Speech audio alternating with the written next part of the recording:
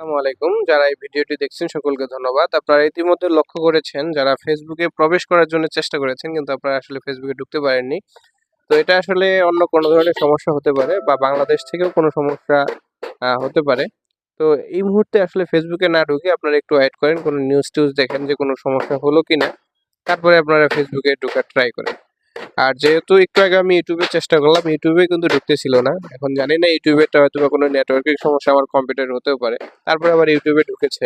কিন্তু ফেসবুকে ঢুকতে পারতেছি না। সঠিক পাসওয়ার্ড দেওয়ার পরেও কিন্তু দেখাচ্ছে যে পাসওয়ার্ড বা অন্য একটা লেখা আসতেছে। আপনারা যারা ট্রাই করেছেন ইতিমধ্যে বা ফেসবুকে ছিলেন আপনাদেরকেও কিন্তু বের করে দিছে। তো আসলে কোনো সাইবার দুর্বলতা বা অন্য কোনো সমস্যা হতে পারে এই মুহূর্তে। তো আপনারা একটু টিভিতে দেখেন বা ইউটিউবে দেখেন। দেখার পরে দেখেন কি সমস্যা হয়েছে। তারপরে আপনারা ফেসবুকে ঢোকার ট্রাই করেন। আর আপাতত আসলে আমার মনে হচ্ছে না যে ফেসবুকে বারবার হিট করাটা মানে যুক্তিসঙ্গত হবে। এরকম হওয়ার কারণে